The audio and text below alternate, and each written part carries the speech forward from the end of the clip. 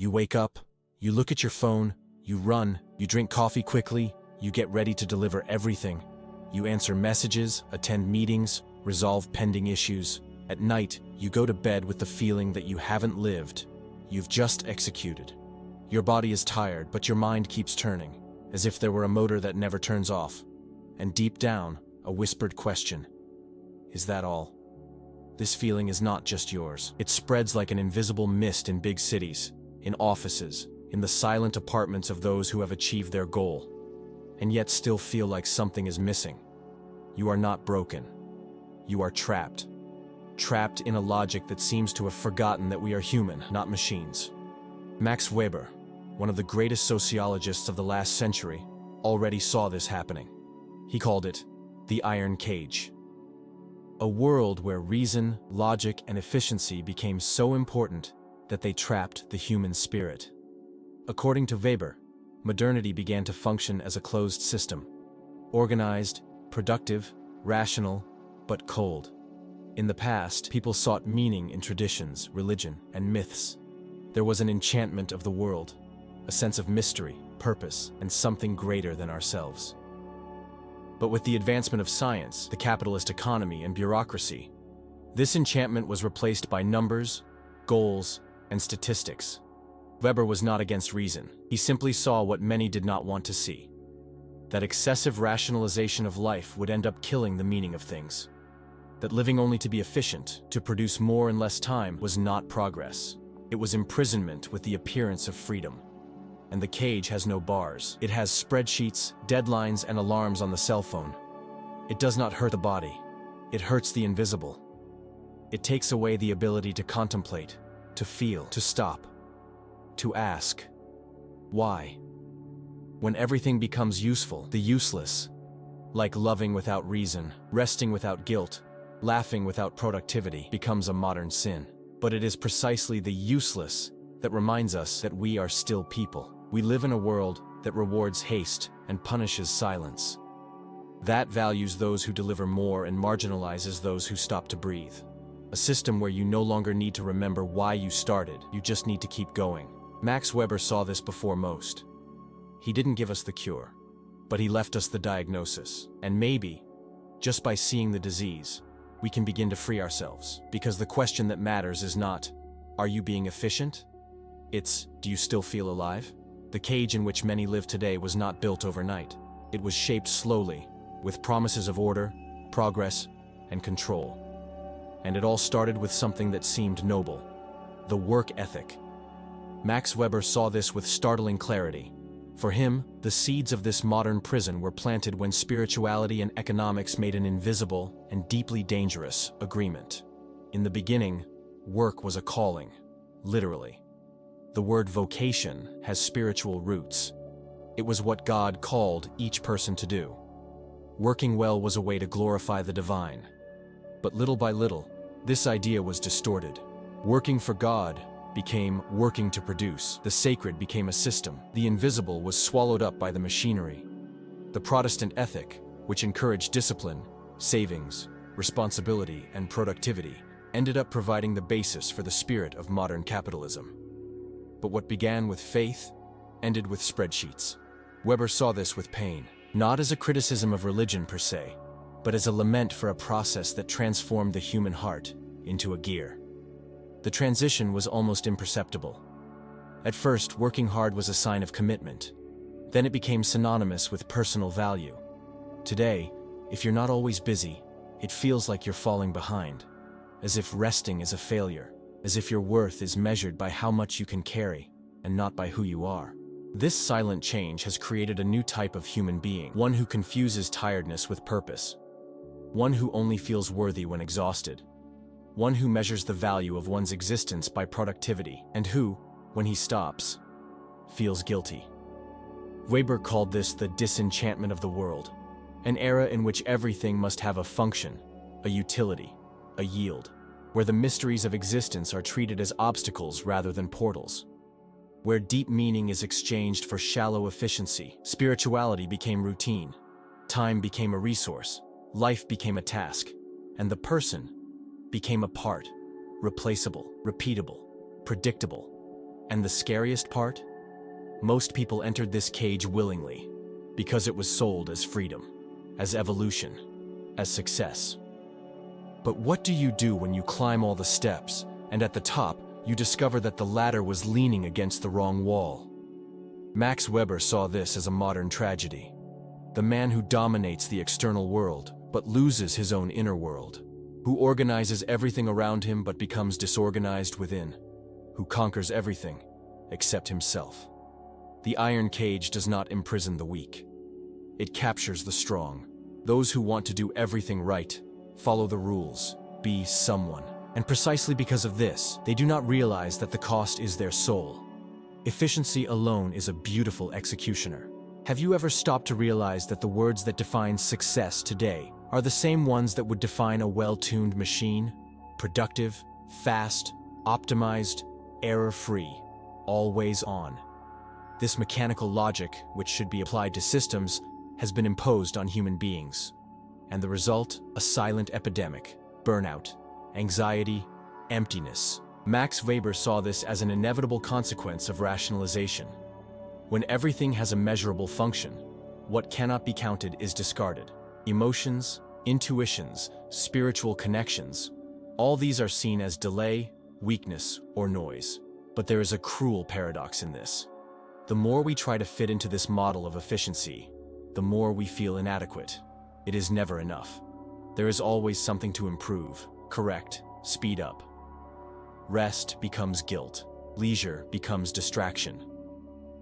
Affection becomes a waste of time.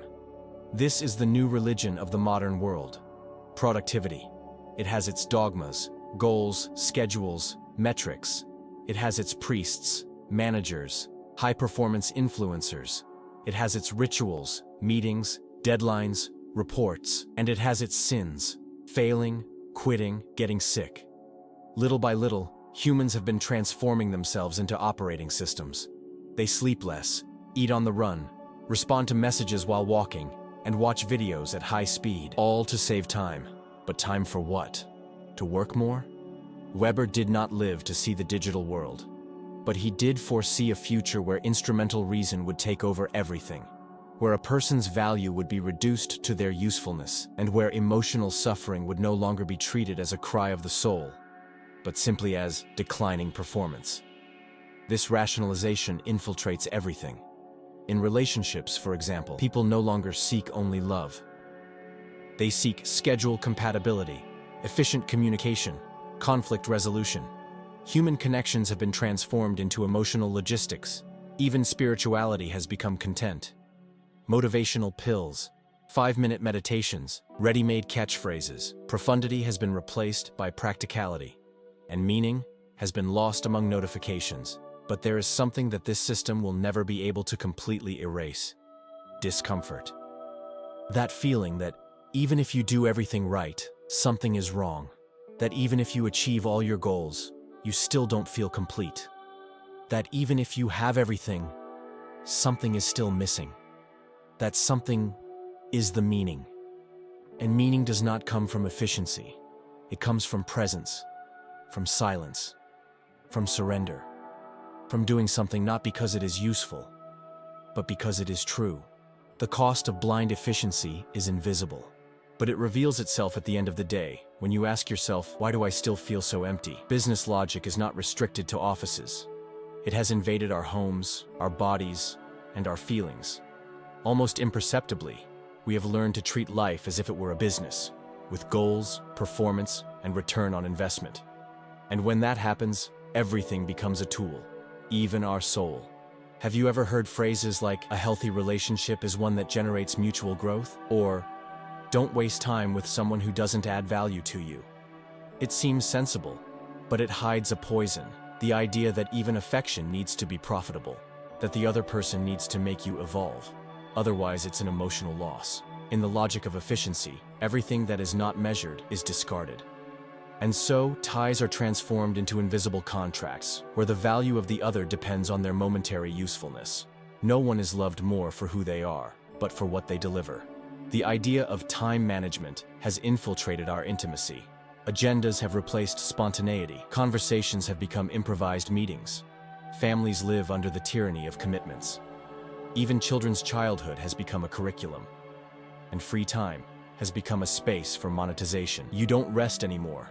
You optimize recovery. You don't read a book for pleasure. You improve your mindset. You don't have hobbies anymore. You have side projects. Everything needs to have a purpose, and if it doesn't, it feels wrong. It's as if life were an eternal startup pitch.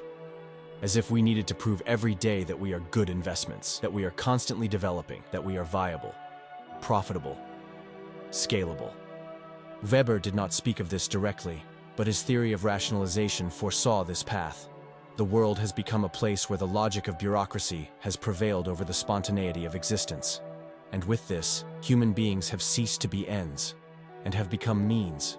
Means to grow, means to produce, means to generate value. But what happens when you internalize this logic? You start treating yourself like a company. You cut emotional expenses. You maximize results. You avoid emotional risks, and without realizing it, you dismiss parts of yourself that don't fit into this efficiency. Fragility, pause, art, silence. In the end, what remains is a functional but empty being. A being who responds quickly but doesn't feel slow. Who gives everything but doesn't recognize himself in anything. Who is good at performance but poor in presence. Life has become a business, but who said we were born to be our own CEOs? Who said we need to transform every experience into symbolic capital? What the logic of efficiency doesn't tell you is that living truly doesn't give profit. It gives meaning, and meaning, it doesn't fit in a spreadsheet. There was a time when the world was enchanted.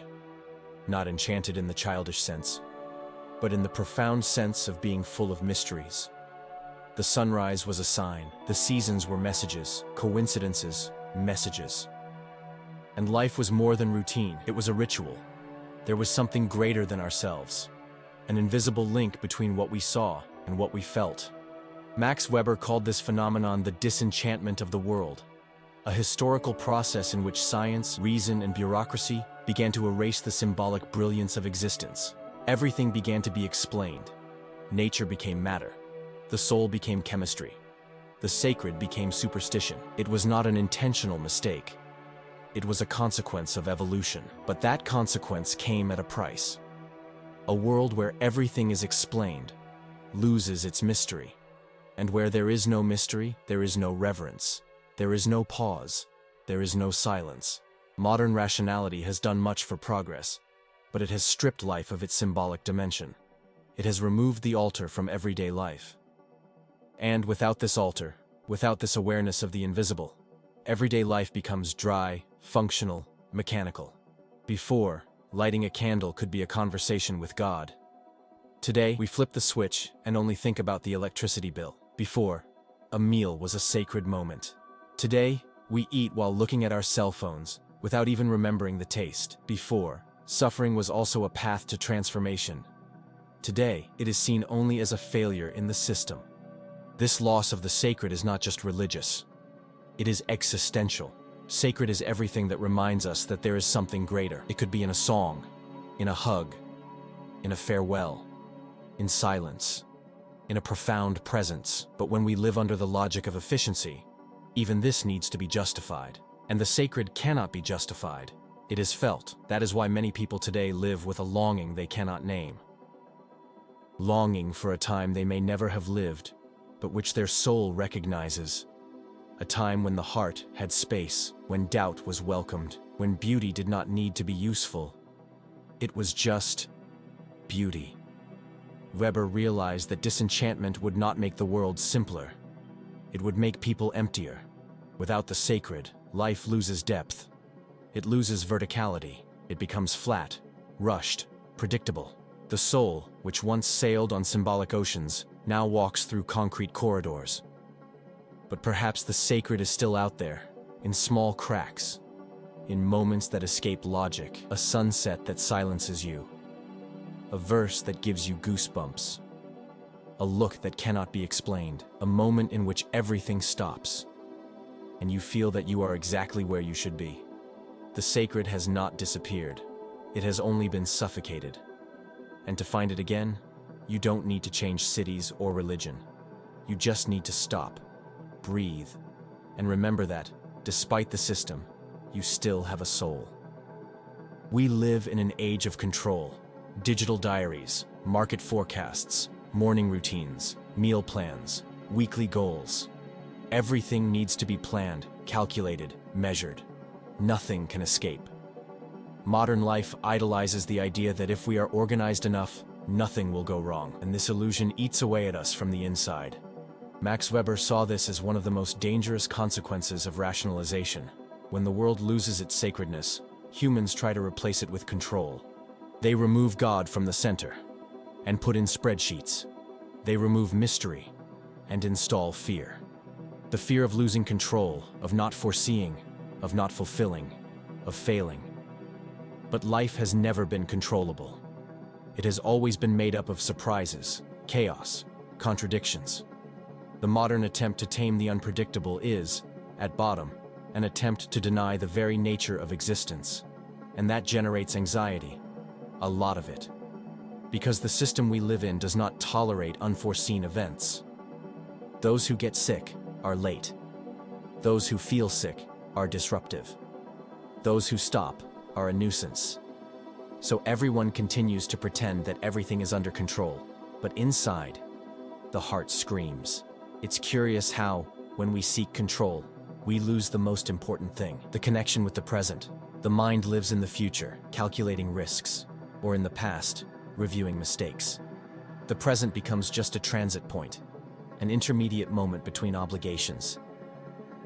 Weber spoke of a disenchanted world, but what we have today is a hyper-surveillance world, where everything needs to have rational meaning, a practical function, and a clear result. But what about love? What about longing? What about intuition? What about dreams that don't fit into a formula? They are ignored, ridiculed, or transformed into strategy. This obsession with control distances human beings from what is most human in them: surrender. Surrender to life, to doubt, to love, to the unexpected. Excessive control does not make us stronger. It hardens us. And over time, everything turns into tension. Everything turns into fear of losing something.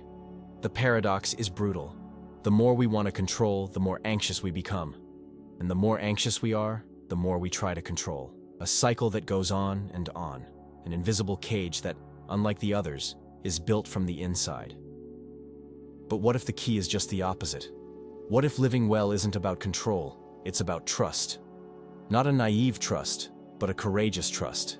That even without guarantees, it's worth feeling. That even without predictions, it's worth being alive. That even without efficiency, there's beauty in the process. Weber didn't offer escape, but he did offer clarity. And clarity sometimes is all we need to stop running and start seeing. You were not born to control life. You were born to touch it. To let it touch you. Have you ever noticed how, nowadays, compliments are almost always linked to productivity? So-and-so is tireless. She never stops. He is a machine. The comparison is made as if it were a virtue. But, since when did being compared to a machine become an objective? Max Weber, in his analysis of the rationalization of the modern world, saw something frightening taking shape. Human beings were being trained to function, not to live. Efficiency became the ultimate standard. And those who fail to deliver at that pace? They are labeled slow, weak, distracted, unproductive. The body feels it. The back hurts. The mind is exhausted. But the system demands keep going. Do more. Be better. Reinvent yourself. Optimize. Automate. You can't stop. You can't falter. You can't fall behind. And what happens to those who try to slow down? They feel guilty. Because they were taught that value lies in doing, not in being.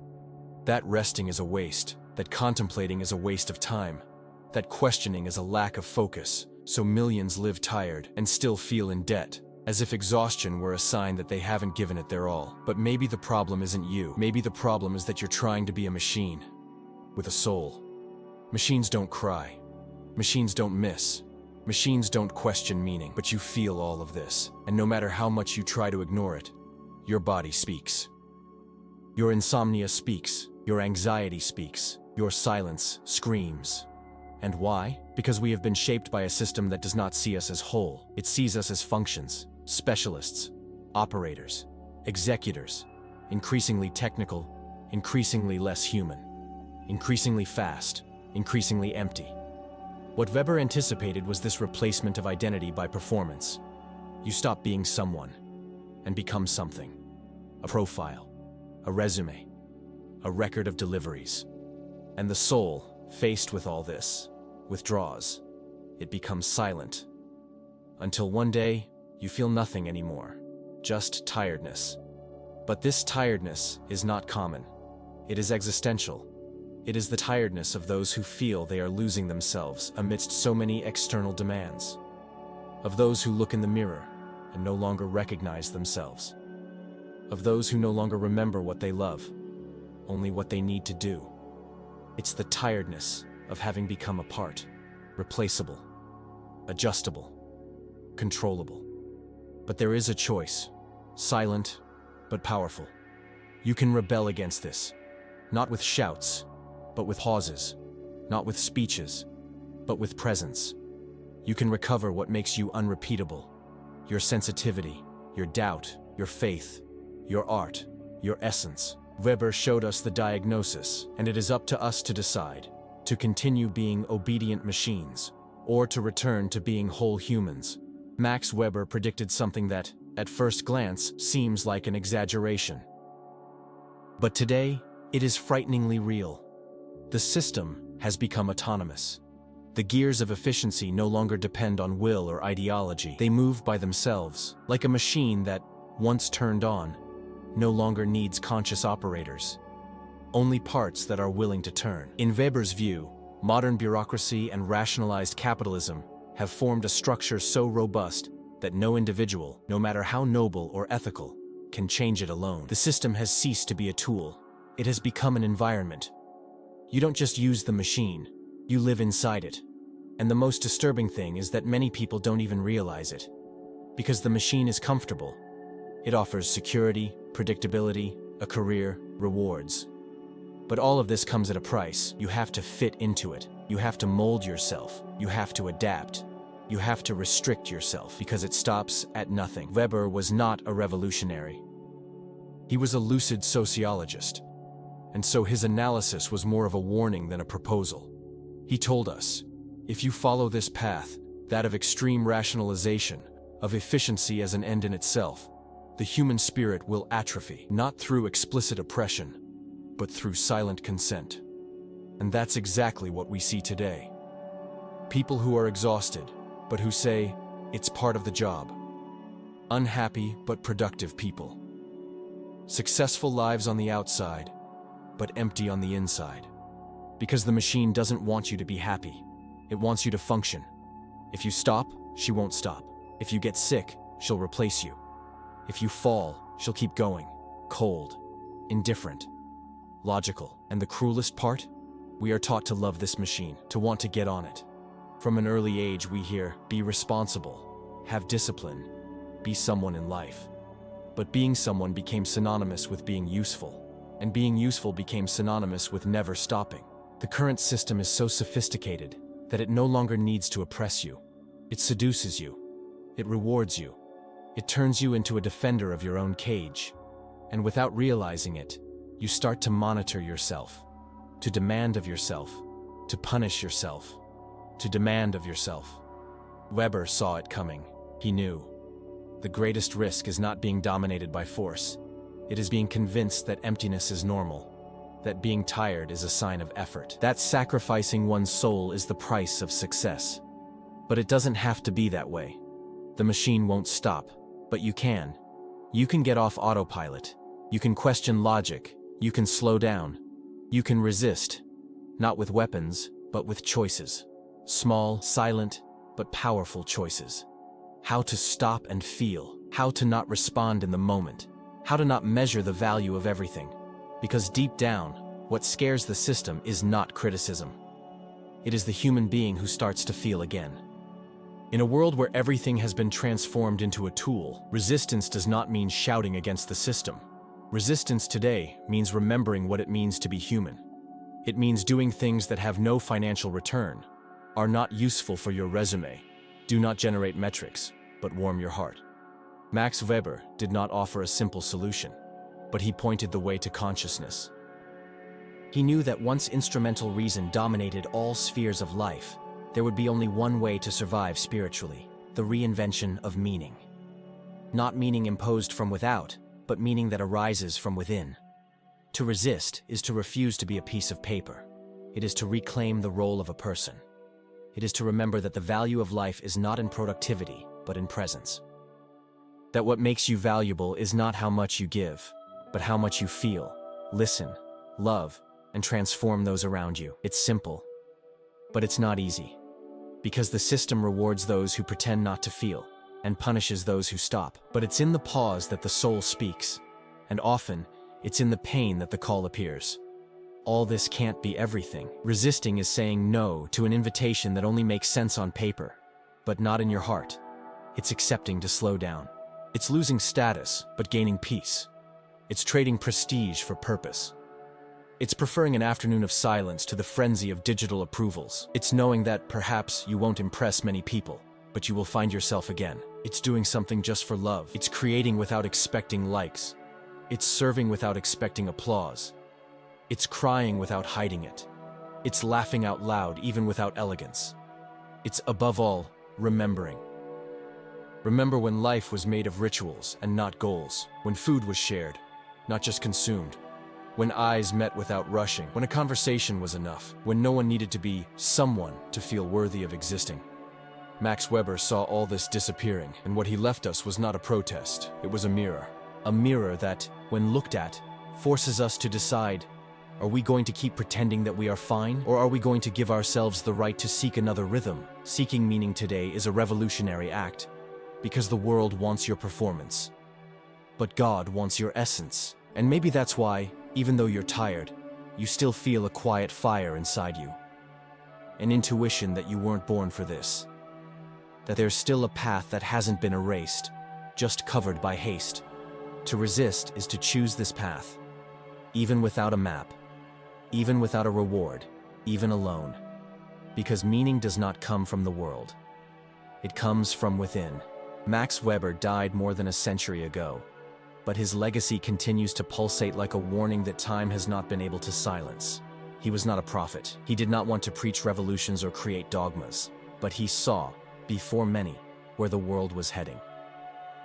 And with calm words, he left us with the most profound question: are you alive, or just functioning? Today, the iron cage he described is not in physical prisons. It is in the ideas we accept without question, in the fear of stopping, in the belief that one's value lies in one's usefulness, in the cult of logic, of haste, of repetition. And what is even crueler, many do not even know they are imprisoned. But there is a secret that the cage has never been able to erase.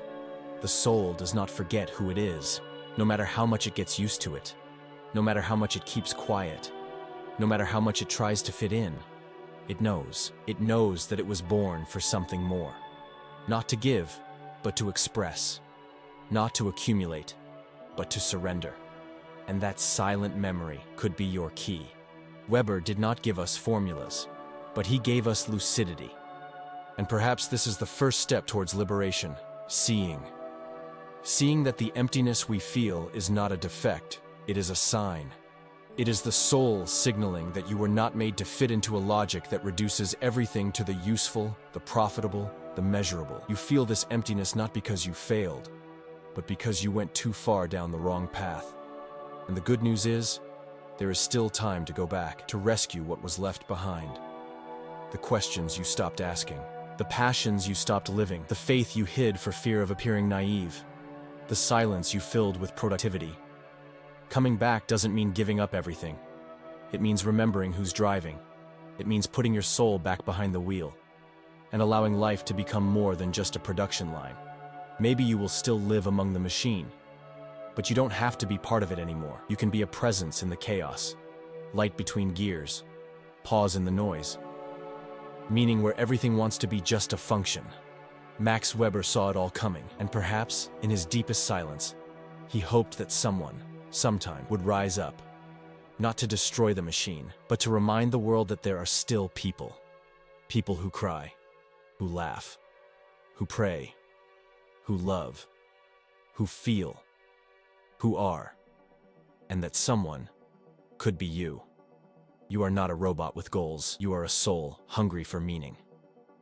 And life only truly begins when you stop running and dare to ask, what makes me feel alive? If this video made you stop for a moment, don't ignore it. Like, subscribe to the channel, and share with those who also need to remember.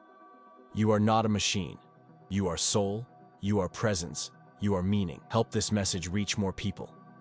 Because sometimes, all someone needs. It's from a video that says, you're still in there.